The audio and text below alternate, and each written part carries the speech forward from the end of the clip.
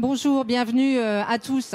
Que l'on soit un État, une région, une ville ou une entreprise, bâtir une politique climat responsable et efficace est absolument vital. Alors sur le terrain, au quotidien, comment procéder? Quelles solutions, mais également quels obstacles pour mettre en œuvre ces politiques climat? Eh bien, pour en discuter avec nous, j'ai le plaisir d'accueillir aujourd'hui plusieurs invités. Brice Lalonde, bonjour. Bonjour. Brice Lalonde, vous êtes conseiller spécial UN Global, c'est-à-dire pour le Pacte mondial des Nations Unies. Fabrice Bonifay, bonjour. Fabrice, vous êtes directeur développement durable et qualité, sécurité, environnement au groupe Bouygues. Et puis Yves Contasso, bonjour Yves, bonjour. Vous êtes président de l'Agence parisienne du climat. Et puis nous aurons le plaisir dans un instant d'accueillir Éric Molinier de Dalca qui va nous rejoindre très prochainement. Alors, une politique climat, finalement, Brice Lalonde, est-ce qu'on a vraiment le choix d'en faire une ou de ne pas en faire une? Non, bien sûr que non. Ça s'impose absolument à toutes les organisations, à commencer par les États, l'Union européenne. Et je pense que aujourd'hui, l'aspect adaptation devient quasiment aussi important que l'aspect mitigation. Donc, je crois que pour toutes les politiques, on commence par faire un état des lieux. Où est-ce que nous en sommes aujourd'hui, en regardant notamment les différents éléments qui concourent à créer le changement climatique. Et puis, on se donne ensuite un objectif, un but. Et ce qui est très important dans ces politiques, c'est le long terme. Il ne faut pas que la politique climatique soit sujette à de brusques variations qui seraient liées, par exemple, à des changements électoraux ou à des difficultés de ce genre-là. Par exemple, le tarif de rachat de l'électricité solaire, par exemple, si ça change toutes les 5 minutes, vous allez mettre tout de suite dans le bouillon une quarantaine d'entreprises qui auront bâti leur modèle sur le prix numéro 1 et pas sur le prix numéro 2, etc. Donc la ténacité et la longue durée, ça c'est très important. Fabrice Bonifay, le changement climatique pour le groupe Bouygues, finalement, est-ce qu'on le ressent déjà? Est-ce qu'il se manifeste déjà très concrètement? Ça dépend de la maturité de nos clients. C'est-à-dire qu'une entreprise commerciale répond à des attentes exprimées des clients. Quand les clients, on voit bien poindre aujourd'hui dans leurs attentes exprimées la nécessité de construire plus bas carbone. Et donc de prendre en compte dans nos produits et nos solutions cette composante bas carbone par rapport à des produits plus traditionnels. Donc oui, dans certains cas, on a des clients qui exigent qu'on leur propose des solutions bas carbone. Donc bas carbone, ça veut dire quoi? Ça veut dire, par rapport à des solutions traditionnelles, qu'on intègre dans le cycle de vie du produit une variante ou une solution de base qui, comparée aux solutions du passé, on pourra démontrer qu'on est moins 10, moins 20, moins 30, voire zéro carbone. Ça dépend aussi de tout un tas de configurations territoriales, du type de bâtiment. Mais aujourd'hui, on a mis au point un catalogue d'éco-produits qui répondent à ces exigences émergentes du bas carbone dans l'industrie du bâtiment. Yves Contasso, donc, vous êtes président de l'Agence parisienne du climat. Est-ce que vous avez l'impression que le changement climatique se manifeste déjà sur le périmètre que vous couvrez? Et comment? Oui, bien sûr, tout le monde bouge. Brice Lalonde l'a dit, il y a les États, il y a les collectivités locales et les entreprises aussi. Pourquoi? Parce que tout le monde y a intérêt. Il ne faut pas oublier une chose, c'est qu'aujourd'hui, 70% des investissements sont liés à la commande publique. Et donc, quand des entreprises répondent à des marchés, si elles ne prennent pas en considération le fait que de plus en plus dans les appels d'offres, il y a des clauses sociales mais environnementales, elles perdent des parts de marché. Et donc, pour elles, c'est un enjeu majeur, tout à fait essentiel. Et on le voit bien à Paris, on peut donner des exemples, quand on commande des bennes à ordures qui roulent au gaz ou à l'électricité, quand on fait des appels d'offres sur les marchés de fourniture, dans tous les domaines, on met de plus en plus d'exigences environnementales. Et donc les entreprises, elles s'adaptent ou hélas, elles risquent de disparaître. Alors, c'est vrai qu'il faut pour ça avoir des projets de moyen et long terme. Moi, je suis très content de voir que le plan climat parisien il a été voté à l'unanimité, ce qui veut dire qu'il y a peu de probabilités qu'il soit remis en cause s'il y avait une alternance. C'est comme ça qu'il faut qu'on arrive à produire des plans de moyen et long terme. Merci, merci. Alors effectivement, on le voit, que l'on soit une entreprise, une ville, une région, un État, nous n'avons aujourd'hui plus le choix. Il faut mettre en œuvre des politiques climat. Alors on peut imaginer que ce n'est pas simple quand on démarre. Par quoi commencer? Quels sont les premiers pas? Quels sont les déclencheurs? Finalement, Fabrice Bonifay, comment on démarre quand on n'a encore rien fait? Alors, pour nous, c'était il y a 10 ans. On a mis en place notre stratégie énergie-climat. On a commencé par apprendre à compter le carbone. On s'est fait aider, bien sûr. Où sont les sources d'émissions les plus importantes aux différents stades du cycle de vie de nos produits? Puis une fois qu'on a compris où étaient les émissions les plus importantes, rentrer dans des stratégies de réduction, avant tout. Donc en conception, pour nous, c'est pas compliqué. On sait que les bâtiments sont massivement construits en Europe avec du béton, qui sont du ciment, de l'acier. Il y a des modèles constructifs aujourd'hui qui sont moins émissifs, avec des nouvelles catégories de matériaux, le bois, mais il n'y a pas que le bois. Puis après, il y a l'énergie consommée en exploitation. Donc là, c'est tous les systèmes de régulation actifs pour ne consommer. On dit souvent que le kilowattheure le moins cher, c'est celui qu'on ne consomme pas. Donc le bâtiment, aujourd'hui, il est truffé de capteurs pour ne consommer que ce qui est utile d'être consommé au moment où on en a besoin, dans ce qu'on appelle la régulation des fonctions de confort. Puis maintenant, on va encore un pont plus loin, qui est comment on va aider nos clients à intégrer des fonctions qui n'étaient pas inhérentes directement aux infrastructures, mais qu'on va pouvoir maintenant prendre en compte, par exemple, au transport. Bon, un bâtiment, l'essentiel du bilan carbone d'un bâtiment aujourd'hui, c'est les déplacements des gens qui viennent et qui vont à partir de ce bâtiment. Eh bien, intégrer dans le bâtiment des solutions de transport doux, intégrer bâti, et même le bâtiment en tant qui produit sa propre énergie, ce qu'on appelle les bâtiments à énergie positive. Ça apparaissait comme la science-fiction il y a quelques années, et ce sera la loi à partir de 2020. Tous les bâtiments seront BEPOS. Et Bouygues a déjà vendu à ses clients ce type de bâtiment parce que c'est important pour eux de construire dès aujourd'hui des bâtiments qui ne seront pas obsolètes dès 2020 lorsque ça sera la norme, ce sera la loi partout en France. Merci Fabrice. Alors, nous avons le plaisir d'accueillir Éric Molinier. Bonjour, Éric. Vous êtes secrétaire général en charge notamment du développement durable chez Dalkia au groupe EDF. Alors justement, le changement climatique, Éric Molinier, a-t-il déjà des effets sur l'entreprise? Et puis, comment faire les premiers pas finalement? Comment mettre en œuvre, démarrer une politique climat? Alors pour nous, c'est au quotidien que nous vivons l'action en faveur du climat et notre politique climatique, parce qu'en fait, très concrètement, nous faisons des réseaux de chaleur pour des espaces urbains, des utilités industrielles, des usines dont nous assurons les flux de chauffage, de froid, d'air comprimé, et également des services énergétiques aux bâtiments. On gère le chauffage de 2000 hôpitaux. Voilà, donc très concrètement, en matière de sources énergétiques, nous avons aujourd'hui un mix énergétique qui, il y a 40 ans, dépendait du charbon, du fioul. Après l'évolution, ça a été au gaz, et maintenant, nous avons une part croissante dans les énergies renouvelables. Biomasse, biogaz, et aussi géothermie, sans parler des énergies de récupération. C'est déjà l'économie circulaire. Donc aujourd'hui, ce mix énergétique renouvelable de récupération, c'est près de 25% de nos sources d'approvisionnement énergétique. Donc très concrètement, ça veut dire que pour Dalkia, oui, la lutte en faveur du changement climatique, contre le changement climatique, est à l'œuvre aujourd'hui, à la fois en matière de sources énergétiques et également d'efficacité énergétique, puisque nous vendons à nos clients des contrats de performance énergétique où nous les aidons à piloter leur consommation d'énergie. Merci Éric Molinier. Alors Yves Contasso, donc à l'Agence parisienne du climat, finalement, quels conseils on donne pour mettre en œuvre, pour faire les premiers pas, qui sont toujours les plus difficiles, de ces fameuses politiques climat? Alors pour l'instant, l'Agence parisienne du climat, elle a eu comme mission essentielle confiée par la ville de Paris de travailler sur les copropriétés. Or on le sait, les copropriétés, c'est sans doute ce qu'il y a de plus compliqué à faire bouger. Parce que la réglementation est d'une complexité absolue, il y a des droits de veto de fait de chaque copropriétaire, et puis il y a une espèce d'inquiétude extrêmement forte quand il s'agit de dire on va investir, et on va investir avec, hélas je dirais, pour un certain nombre d'investissements, un retour dont la durée est quelquefois de plusieurs dizaines d'années.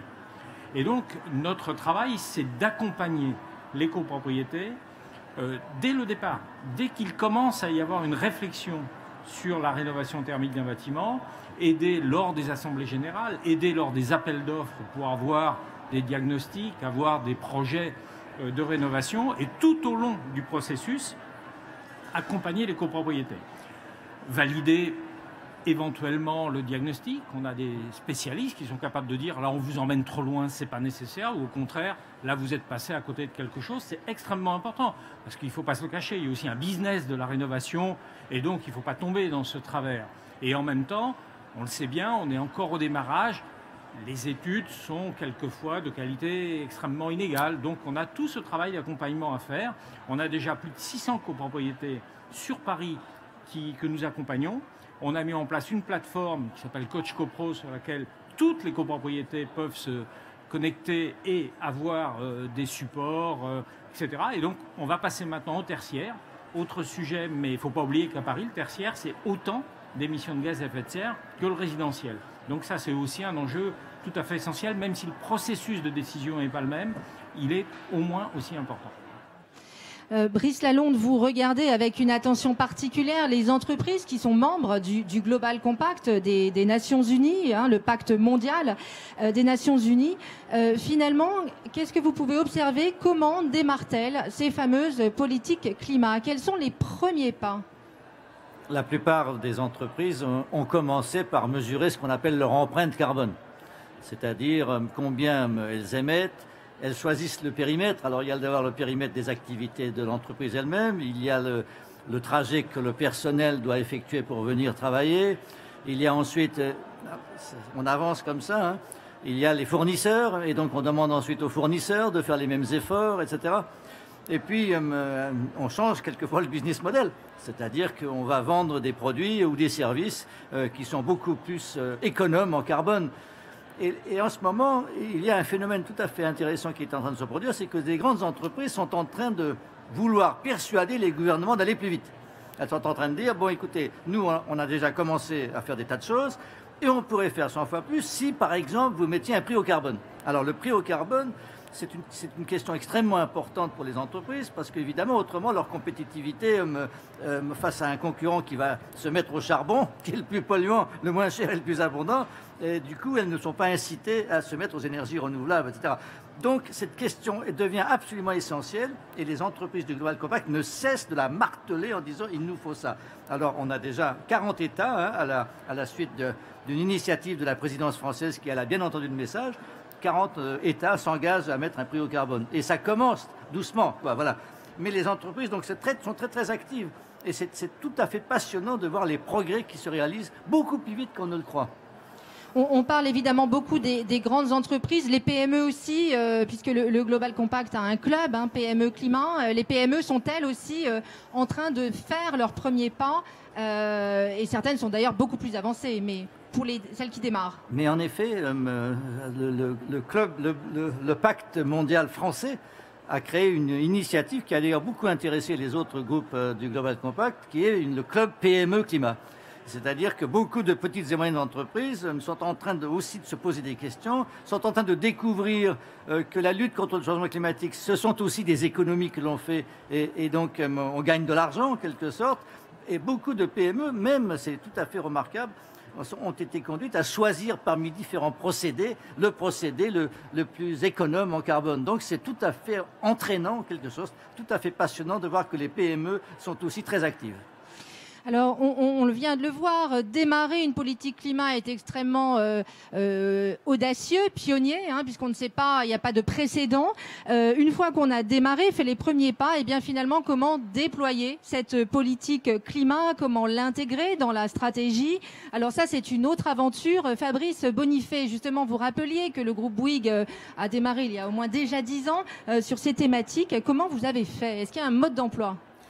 Alors, le mode d'emploi, il ne peut pas y avoir de politique climat s'il n'y a pas de rentabilité des nouveaux produits qu'on propose à nos clients. Le développement durable, ça doit être synonyme de profitabilité pour l'entreprise, sinon ce n'est pas durable par définition. Donc les nouveaux produits qu'on propose à nos clients, il faut les marketer. Il faut pouvoir expliquer à nos clients quels sont les avantages qu'ils vont avoir à acheter ces produits bas carbone par rapport aux anciens produits. Et là, il y a une notion nouvelle qui apparaît, c'est la notion du coût global.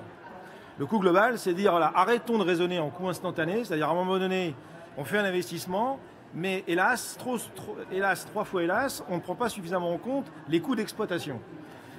Dès lors qu'on est sur une approche globale, il est clair qu'il faut accepter de dépenser un peu plus à l'acquisition. Je vous donne un exemple, un bâtiment à énergie positive ou un bâtiment ultra passif va coûter un peu plus cher au moment de la conception, de la réalisation, parce qu'un bâtiment qui est grassouillet, c'est-à-dire quoi un bâtiment grassouillet? C'est un bâtiment qui est très bien isolé, eh bien c'est plus de matériaux, c'est plus d'énergie grise à sa conception.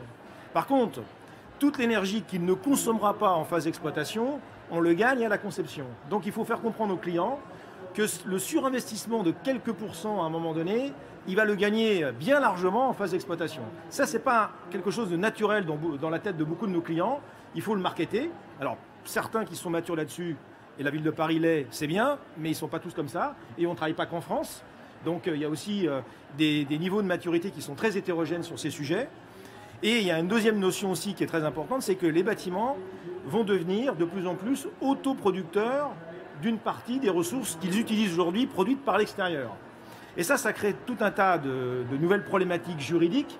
C'est-à-dire, voilà, à partir du moment où on va rentrer, non pas en compétition avec les énergéticiens, mais en complément des énergéticiens, parce que les bâtiments vont autoproduire ces ressources-là, ça bouleverse en fait le modèle économique. Et ça, les acteurs ne comprennent pas toujours. Ces notions de smart grid, de microgrid, tout ça, ce n'est pas des gros mots, ça existe déjà. Il y a des pays qui fonctionnent déjà comme ça. Donc, il faut marketer ces nouveaux produits, expliquer à nos clients comment ça fonctionne, quel est le modèle économique. Donc, c'est un nouvel apprentissage, des nouveaux arguments de vente que nous n'utilisions pas avant, ce qu'on appelle le coût carbone complet. Et ça, c'est des choses qui sont tout à fait passionnantes, mais ça demande du temps, car souvent, les clients sont aussi conservateurs que les entreprises.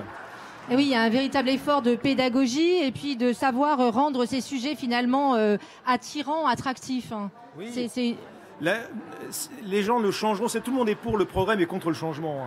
Et on arrivera à vendre ces nouveaux produits si non seulement c'est mieux d'un point de vue environnemental et notamment la composante carbone, mais ça ne suffira pas. Ça ne suffira pas, il faut pouvoir aussi démontrer que ces bâtiments verts, ces bâtiments green, ces bâtiments à haute qualité environnementale sont aussi des bâtiments à haute qualité d'usage. Parce que ce qui est important, c'est comment les gens vont vivre. Souvent, l'image qu'on a donnée des premiers bâtiments environnementaux, ces bâtiments qui étaient austères, où il faisait froid à l'intérieur, ça, c'était pas très sexy. Non, on doit pouvoir démontrer, et on le fait nous aujourd'hui, qu'on peut concilier la performance environnementale et une performance d'usage. C'est tout à fait possible, on sait le faire. Les grandes entreprises savent le faire. Et on se fait beaucoup aider avec des PME. Et c'est vrai que les PME sont très dynamiques dans ce domaine-là, parce que c'est l'occasion pour elles de se différencier. Aujourd'hui, le développement durable est un vecteur de différenciation entre les entreprises. Monsieur Contasso l'a dit tout à l'heure. C'est une façon de faire du business autrement, de faire du business d'une façon plus responsable. Éric Molinier, comment vous réagissez quand vous écoutez Fabrice Bonifay? Est-ce que ça vous parle, justement, cette description de cette façon de déployer finalement la stratégie de la politique climat dans l'entreprise? Oui, c'est pas étonnant, mais ce que dit Fabrice me parle effectivement, déjà en insistant sur le côté rentabilité. Un développement économique ne peut exister que s'il est durable et inversement. Donc il faut que cet équilibre entre le coût économique et le retour sur investissement existe. Alors Fabrice a parlé de l'immobilier neuf. Il ne faut pas oublier de tout ce qui est immobilier existant, le stock, que le neuf, c'est X%, moins 1% par an de nouveautés en France. Il y a tout un stock de bâtiments très énergivores et pour cela, il faut aussi faire des choses. C'est là que nous pouvons aussi intervenir par le système de réseau de chaleur performant, des contrats de performance énergétique, pilotage à distance avec des espèces de tableaux de commande qu'on centralise par région et à qui on donne accès à nos clients pour contrôler leur consommation. Et puis, en termes de modèle économique, c'est vrai que ça nous est imposé par nos clients. Nos clients, c'est qui? C'est essentiellement des collectivités territoriales qui lancent des appels d'offres pour des réseaux de chauffage. Aujourd'hui, la demande de ces clients, à laquelle nous devons nous conformer, c'est d'intégrer la dimension développement durable, climat et RSE. Donc, il y a une partie importante de la note pour obtenir un marché qui tient au respect et au progrès que nous permettrons de faire à ces clients. Et très concrètement, ça veut dire qu'on a intégré dans notre stratégie le développement durable, la politique climat, ce n'est pas un gadget de com en plus de la stratégie. C'est pleinement intégré Et dans nos engagements de développement durable, 2 d'entre eux, les 2 premiers, notre Dalkia Way, concernent l'efficacité énergétique, avec des objectifs chiffrés. Tous les ans, on peut mesurer combien de carbone on évite d'émettre à nos clients. Plus de 2,4 millions de carbone tous les ans de CO2 sont évités grâce à nos travaux d'efficacité énergétique et d'énergie renouvelable. Et puis aussi notre mix énergétique qui est de plus en plus renouvelable, comme je l'ai dit tout à l'heure. Alors effectivement, déployer des politiques climat, que ça soit dans les États, dans les entreprises, dans les villes ou dans les régions, on le voit, c'est extrêmement complexe. Alors sans doute des démarches collégiales sont importantes. Et ma question s'adresse à vous, Fabrice, et à vous, Eric. Une démarche telle que celle du C3D, donc le Collège des directeurs du développement durable, vous semble-t-elle importante pour avancer ensemble, de façon collective, vers des objectifs qui dépassent finalement l'intérêt purement individuel? Monsieur le vice-président, vas-y. Fabrice. Bon, écoutez, je pense que tout le monde sera d'accord, surtout dans cette enceinte à côté de l'ONU, là où se passent toutes les négociations, c'est qu'il n'y a pas vraiment véritablement de plan B. Hein. Toutes les entreprises aujourd'hui qui ignoreraient ces phénomènes seraient juste inconscientes. Donc, on doit maintenant prendre en compte, c'est pas du tout une contrainte, c'est une opportunité de faire du business de façon plus responsable.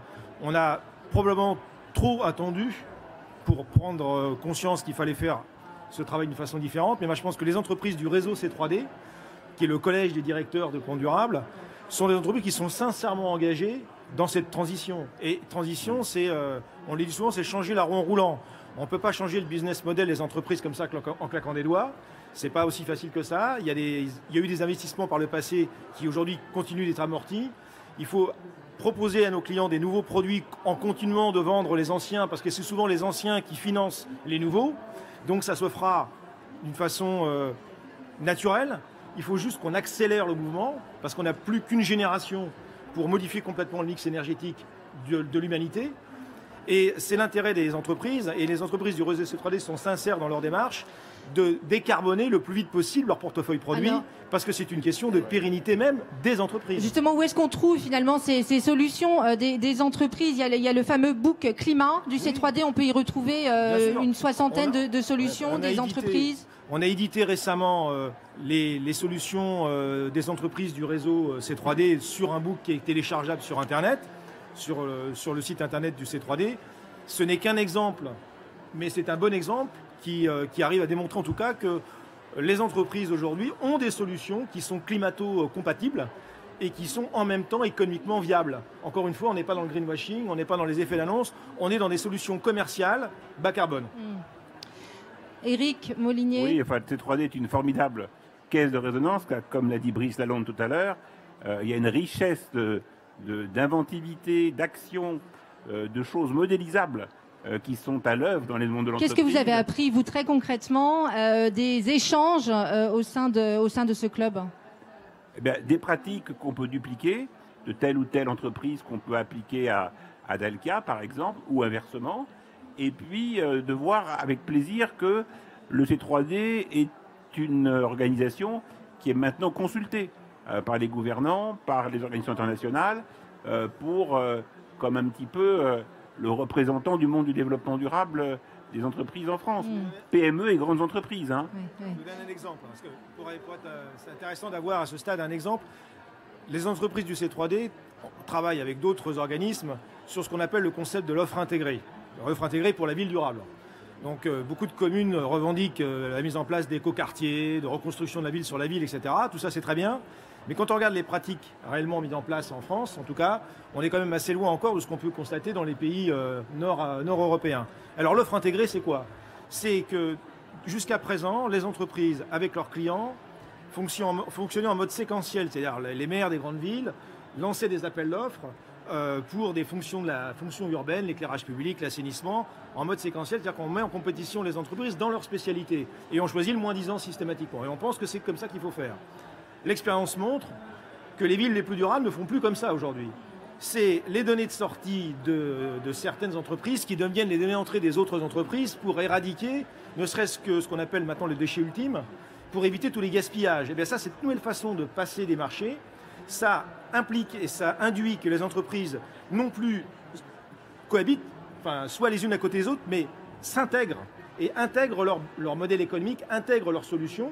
Et ça nous oblige à discuter pour retourner devant le client avec des solutions intégrées. Et bien ça, au niveau du C3D, on discute de ces sujets et on collabore pour revenir devant nos clients avec des solutions qui sont économiquement moins chères pour le client et mieux pour la planète. Merci Fabrice. Merci Eric. Yves Contasso, donc à l'Agence parisienne du climat, finalement, qu'est-ce que vous constatez, quand on déploie une politique climat, quand on veut l'intégrer à la stratégie au quotidien, comment fait-on tout simplement? Est-ce qu'il y a un mode d'emploi efficace? Alors, il n'y a pas de mode d'emploi, mais il y a un certain nombre d'obstacles. Et par rapport à ce qui vient d'être dit, moi je pense qu'on en oublie un quand même majeur. C'est le rôle du système bancaire et du système financier. Aujourd'hui, une entreprise ou une copropriété qui veut investir se heurte à une difficulté majeure. C'est que le système de financement ne tient absolument pas compte du caractère, alors on peut l'appeler durable ou pas, de l'investissement. C'est la rentabilité de court terme qui est le seul critère. Et donc, on le sait très bien, la rentabilité n'est pas la même lorsqu'il s'agit de faire quelque chose d'habituel, au contraire de faire quelque chose d'extrêmement innovant.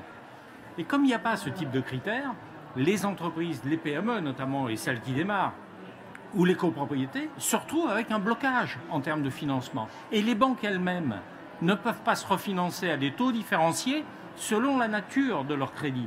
Et donc là, on a un vrai nœud à trancher, et tant que, alors c'est au niveau européen évidemment, mais tant que la Banque Centrale Européenne aura ce type de pratique, on aura un blocage sur les financements de la transition.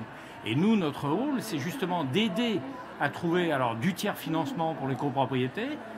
Pas la même chose pour les entreprises, c'est pas dans notre responsabilité, mais si on ne lève pas ce verrou-là, ne rêvons pas. Nous aurons encore des années et des années avant de massifier ce changement. Brice Lalonde, vous êtes d'accord? Je vous voyais réfléchir ou opiner du chef sur la question des financements. On le sait, l'obstacle traditionnellement, que l'on soit une organisation, enfin quelle qu'elle soit, évidemment, le financement est toujours un point délicat. Oui, enfin, d'un côté, on sort d'une crise financière et on a demandé aux banques de faire attention et de mettre de côté pas mal de réserves. Donc, elles ont plus de difficultés à financer le long terme. Et de l'autre côté, les États n'ont pas lésiné sur la création monétaire en même temps. Donc, si vous voulez, on est dans une situation un peu paradoxale. Mais quand même, il y a un grand mouvement dans le monde de la finance en faveur de l'investissement responsable et durable, notamment la finance de long terme, c'est-à-dire tous ceux qui voudraient plutôt de la sécurité et de la non-volatilité que des retours immédiats. Ce sont les fonds de pension, etc. On n'a pas de fonds de pension en France, donc ça c'est une question secondaire et politique, mais en revanche, par exemple,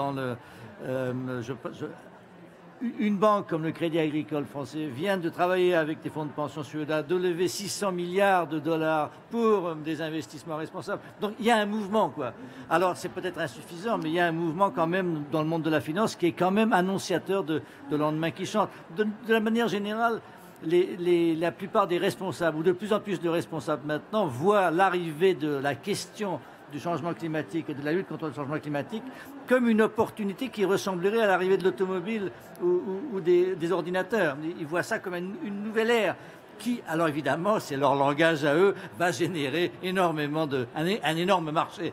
Bon, maintenant, est-ce que c'est comme ça ou pas? De toute manière, ce qui est très important, c'est que ceci ne peut pas fonctionner sans l'appui de la population, des consommateurs comme on voudra, des collectivités locales et des politiques. Il nous faut tout ça. Moi, ce qui m'a le plus frappé et intéressé, c'est une phrase d'un responsable d'entreprise qui a dit « Nous, entreprises, nous sommes là pour rassurer les politiques, pour leur montrer que c'est possible. » Effectivement, cette question du financement est absolument essentielle. C'est l'un des obstacles majeurs. Fabrice Bonifay et puis ensuite Éric Molinier. Fabrice, sur cette question des financements, est-ce que vous avez l'impression que la situation évolue et que ça va constituer de moins en moins souvent un obstacle pour mettre en œuvre ces politiques climat? C'est clair que si nos clients arrivent à se financer plus facilement sur ces sujets-là, ils seront plus en mesure de nous acheter nos produits. Mais j'insiste quand même sur un sujet essentiel. Il est possible de faire du bas carbone aujourd'hui, en France et même à l'international, moins cher que les produits traditionnels. Donc, quand on parle de financement, pour le neuf, ça ne pose pas de problème. Là où je rejoins complètement M. Contasso, c'est sur l'ancien, c'est sur la rénovation. Là, ça pose beaucoup plus de difficultés. Alors, c'est moins le marché des grandes entreprises, en tout cas nous aujourd'hui, mais ça va le devenir. Parce que le potentiel aujourd'hui de rénovation, il est énorme. C'est 191 millions de logements en Europe à rénover, qui ont été construits après-guerre sans aucune réglementation thermique, qui sont donc des épaves thermiques, qui sont donc pas compatibles avec l'objectif de diviser par 2 les émissions de gaz à effet de serre d'ici 2050. Et comment on va financer tout ça? Donc, il y a des mécanismes aujourd'hui qui existent. Ces mécanismes, il faut les expliquer aussi aux clients. Il faut les démocratiser.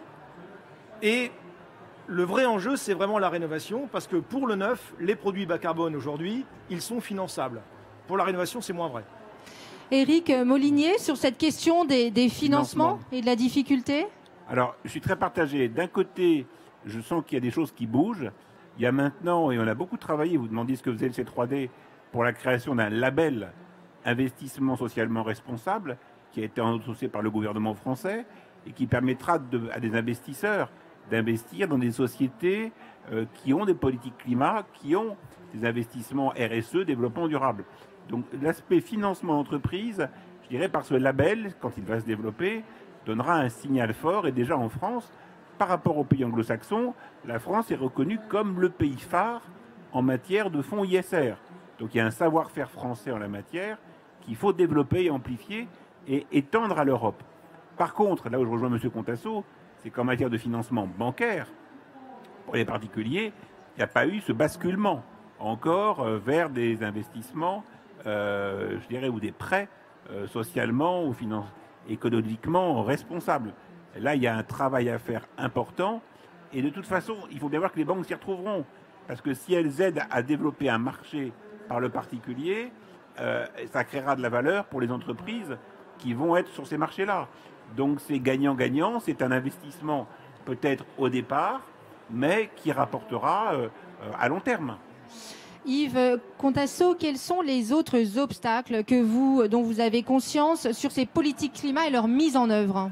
Alors, quand on a fait le plan climat parisien, c'est un peu vieux maintenant, en 2007, on a interrogé des milliers de Parisiens.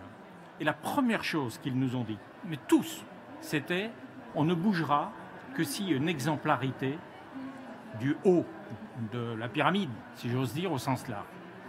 Et c'est pareil dans les entreprises. C'est-à-dire que s'il n'y a pas l'exemplarité, personne n'y croit. Ça apparaît comme simplement une chasse à l'économie financière. Et donc, il faut vraiment qu'il y ait de la vertu dans les comportements individuels et collectifs si on veut que ça marche. Moi, je l'ai vu un peu partout. Des exemples concrets de vertu au quotidien sur le terrain. La vertu, ça veut dire que des élus, ils ne prennent pas des voitures de fonction, ils prennent des transports en commun. Ça veut dire qu'on arrête de renouveler les ordinateurs tous les 2 ans, parce que c'est, enfin 3 ans, parce que c'est l'amortissement comptable. On dit non, tant qu'ils fonctionnent, on continue à les faire fonctionner. Ça veut dire qu'on passe de voitures extrêmement grosses et consommatrices à des plus petites voitures, y compris quand c'est nécessaire pour des questions de sécurité ou autres. C'est des tas d'exemples comme ça. Je peux vous le dire, au niveau du Conseil de Paris, il y a encore 10 ans, on avait 1 mètre de documents à chaque réunion. Aujourd'hui, on a un ordinateur. Et donc, on a économisé des dizaines de tonnes de papier. Et donc, il y a plein de choses à faire comme ça, mais c'est compliqué. Et il faut que ça soit la tête qui porte ça. Et si ça n'est pas décidé au plus haut niveau, ça ne marche pas. Ça ne peut pas être simplement un directeur développement durable. Ça ne peut pas être simplement un copropriétaire. Il faut qu'à chaque fois, il y ait cette dynamique collective extrêmement forte. Brice. C'était simplement pour rajouter que cette histoire d'exemple, c'est aussi vrai dans la négociation internationale entre États. Dès lors que des États que l'on considère comme des modèles se lancent et démontrent que c'est parfaitement possible, alors tout le monde va suivre. Brice Lalonde, justement, gardez le micro. Quelles sont les autres difficultés que vous pouvez constater pour mettre en œuvre une politique climat efficace? Eh bien, on a beaucoup parlé de la France ou de l'Europe et on n'a pas beaucoup parlé encore du monde. Et donc la question du planétaire, enfin la question du climat est aussi une question planétaire avec des priorités mondiale. Et évidemment, ce qui nous manque, c'est une stratégie mondiale, parce qu'on a découpé en quelque sorte la planète en 195 États. Or, on voit bien qu'à l'échelle mondiale, le grand problème, c'est le charbon. parce que le charbon, c'est ce qu'il y a de plus polluant et c'est ce qu'il y a de plus abondant et de moins cher. Et donc, il nous faudrait une stratégie mondiale pour en quelque sorte, remplacer les centrales à charbon par des centrales bas carbone, etc. Et donc, c'est ça la grande difficulté. Donc, l'obstacle, c'est d'abord cette division du monde en États, la grande difficulté à passer d'autant de contributions nationales à quelque chose que l'on fait ensemble et de collectif. C'est ça la grande difficulté, puisqu'on se heurte à ce moment-là à toutes les difficultés normales de la politique, de l'idéologie et aux inégalités mondiales. On a de très fortes inégalités mondiales et donc tant qu'on n'accepte pas de trouver des formes d'action collective où l'on s'entraide, on n'y arrivera pas. Brice, merci.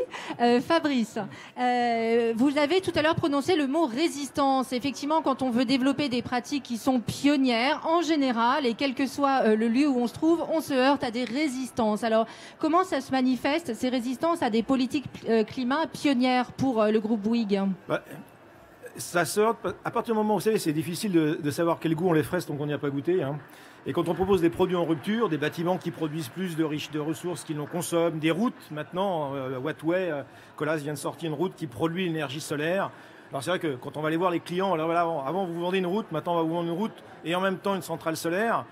On ne peut pas ignorer qu'il y ait du scepticisme, comment ça va marcher, comment ça va se réparer, comment ça va vieillir, c'est quoi la rentabilité, c'est quoi les contraintes. Donc c'est normal que les clients posent des questions sur ces nouveaux produits qui sont quand même très disruptifs par rapport à ce qu'on a vendu préalablement. Donc à nous de redoubler d'arguments, de rassurer nos clients, de les accompagner, de faire des démonstrateurs, de répondre à leurs questions et à leurs attentes, de manière à ce que faire en sorte que ces produits finissent par être acceptés et soient banalisés en quelque sorte. Oui, on n'en est pas encore tout à fait là. Ça dépend beaucoup de la maturité aussi de nos clients, de leur niveau de prise de conscience. Et c'est vrai, il y a des élus qui sont pleinement conscients de ça, mais il ne faut pas se beurrer les lunettes. Il y en a encore beaucoup qui n'ont pas complètement conscience de ces sujets. Éric Molinier, quels sont les obstacles que vous constatez dans la mise en œuvre, dans le déploiement d'une politique climat ? Vous constatez également des résistances fortes au changement ? Alors, tout le contraire, mais notre métier, c'est la transition énergétique. Donc nous, nos clients nous demandent des économies et nous demandent de produire de l'énergie propre, le plus décarbonée possible. Donc si on ne suit pas ce mouvement, on est mort. Donc très concrètement, pour Dalkia, il n'y a pas de résistance interne à ces mouvements. Au mot de résistance, j'aime beaucoup le mot de résilience.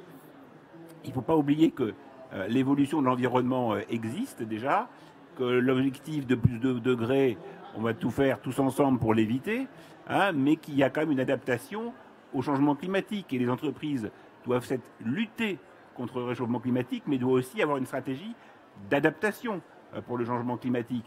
Des usines placées en bord de mer, on doit commencer à réfléchir dès maintenant à comment on va régler les problèmes si le niveau de mer augmente. S'il y a moins d'eau dans les fleuves pour les centrales nucléaires, comment on fait ? Il y a des plans qui existent, EDF a déjà travaillé sur ces sujets-là. Donc voilà, résistance, non pour Dalkia, mais résilience collective, oui, tous ensemble, pour s'adapter au monde qui change. Alors effectivement, j'aime beaucoup également ce mot de résilience parce qu'il est constructif, positif. Finalement, est-ce que si on prend un petit peu de recul et puis pour conclure notre débat, est-ce que vous avez l'impression, Yves Contasso, que que l'on soit un État, une région, une ville, une entreprise, eh bien la résilience est déjà en marche ?